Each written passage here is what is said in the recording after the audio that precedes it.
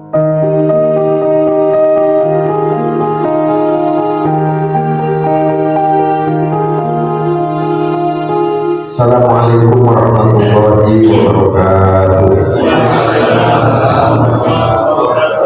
Bismillahirrahmanirrahim. Alhamdulillahirabbil alamin wa bihi nasta'inu ala umuri waddin. Wassalatu wassalamu ala asyrafil anbiya'i wal mursalin sayyidina wa maulana Muhammadin wa ala alihi wa sahbihi ajma'in. Amma ba'du. A'udzu billahi minasyaitonir rajim. Qul subhanaka la ilma lana illa ma 'allamtana innaka antal alimul hakim.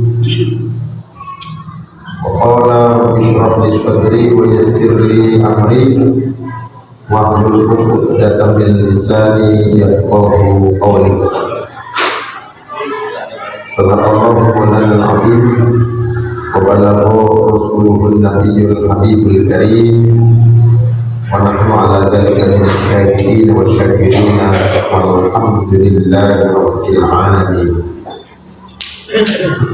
Hadirin jamaah kaum muslimin rahimakumullah, alhamdulillah, mari bersyukur pada Allah Subhanahu wa taala, malam hari ini kita masih diberikan kekuatan lahir dan batin sehingga dapat hadir kembali di Masjid Jami'ul Huda dalam rangka ibadah sholat maghrib berjamaah.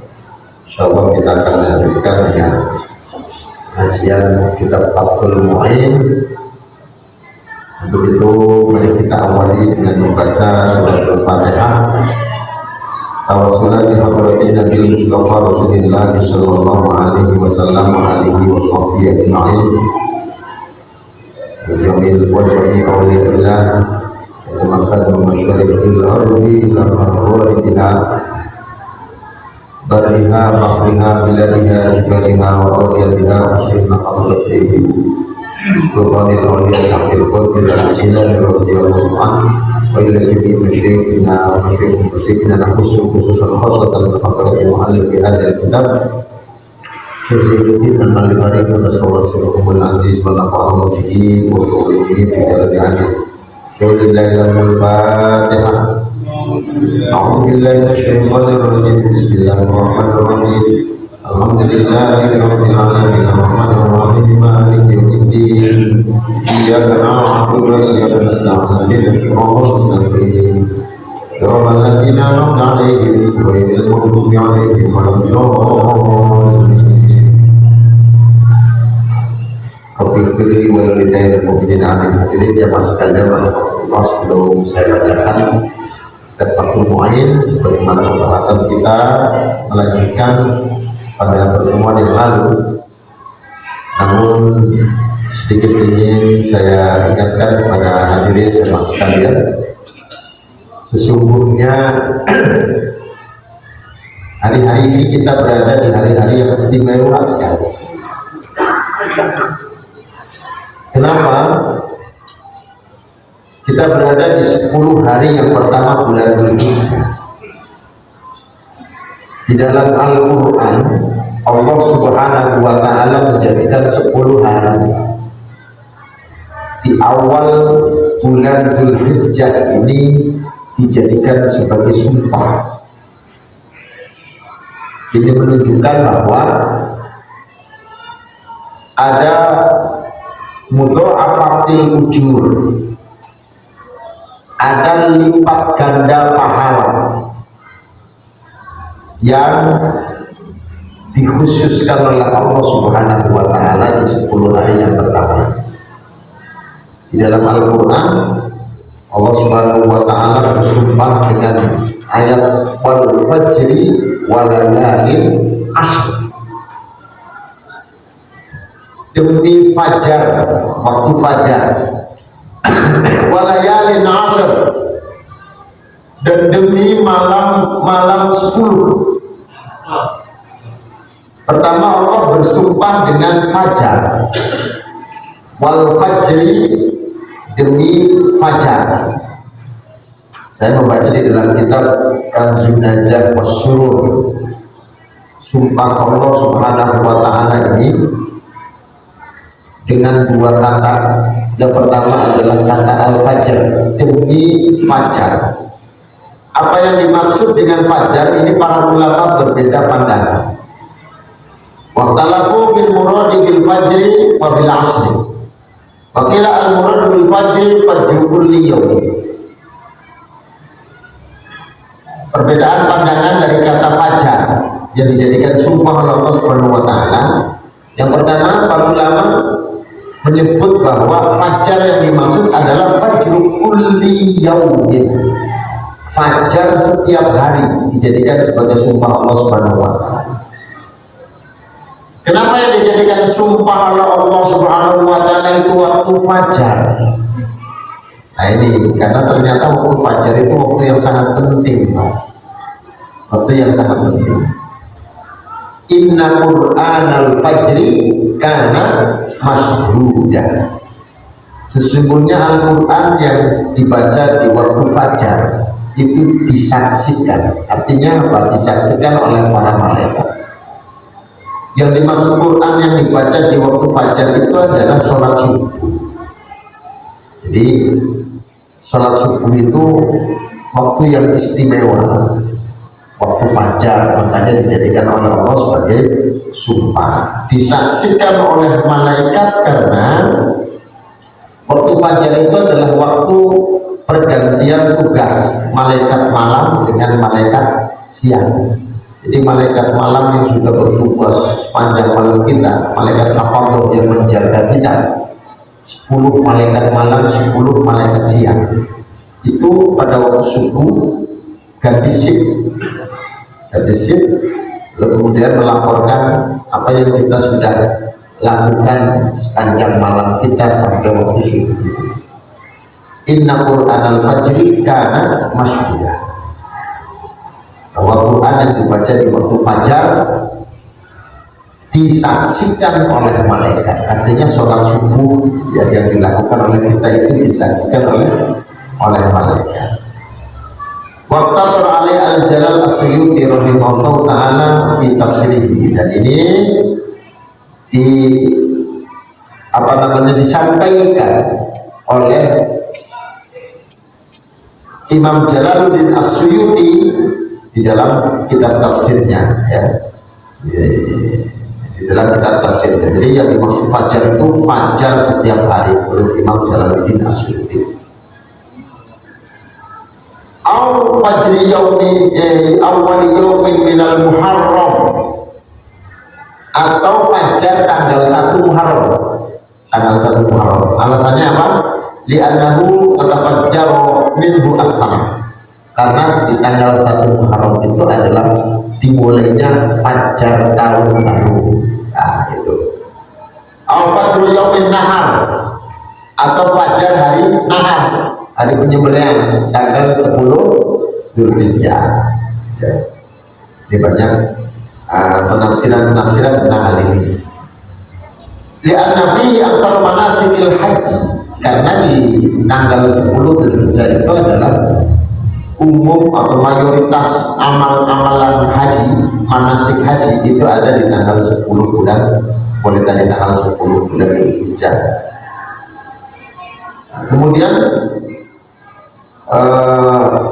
al-fajri awal yaumin min Dzulhijjah, atau fajar tanggal 1 Dzulhijjah.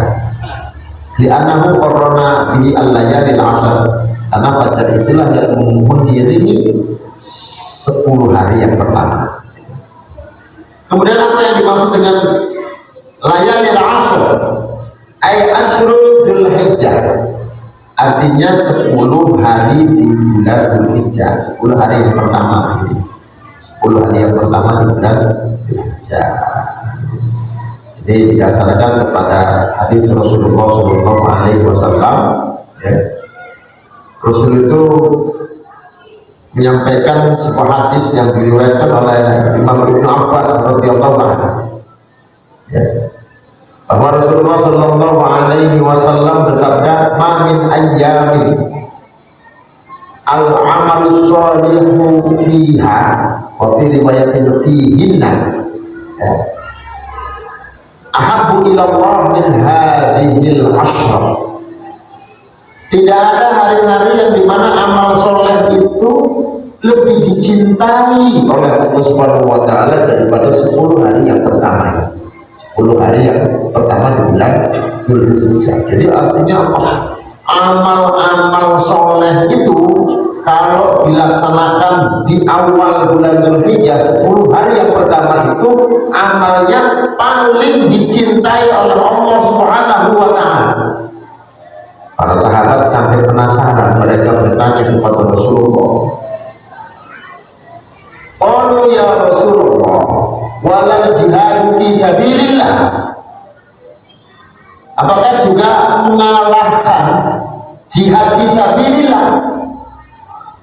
Faqala, ya, lal jihad fi sabilillah, artinya mengalahkan pahalanya jihad fi sabilillah illa rajulun kharaja bi nafsihi wa malihi wa lam yarji bi syai'in min dzalik atau min dzalika bi syai'in,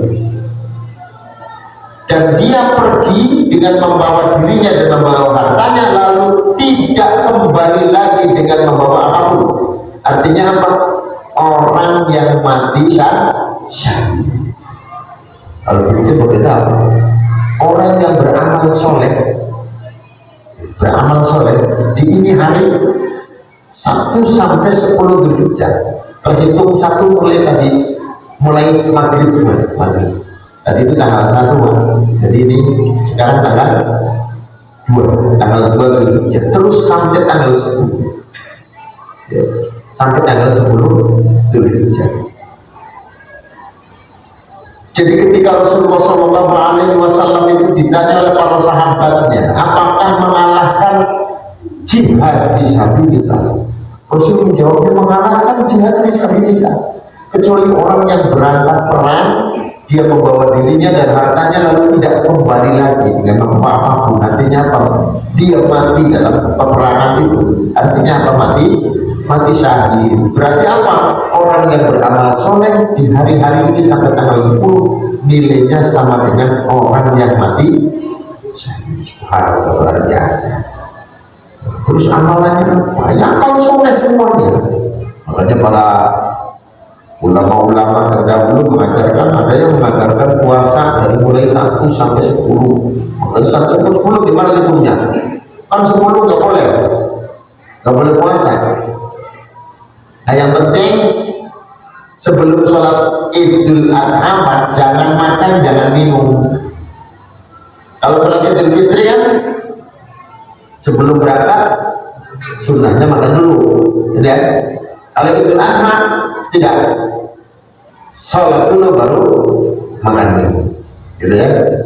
Nah, jadi ini salah satu di antara keistimewaan 10 hari yang pertama, makanya dijadikan oleh Allah Subhanahu wa Ta'ala sebagai sumpah wal fajri wal layalin ashr.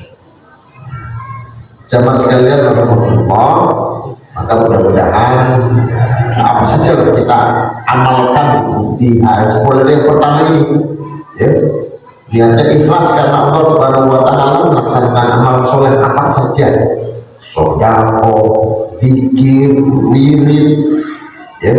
Artinya ini dijadikan sebagai hari-hari yang paling istimewa, ya, karena ini termasuk hari yang lebih baik daripada hari-hari yang ada di dunia ini.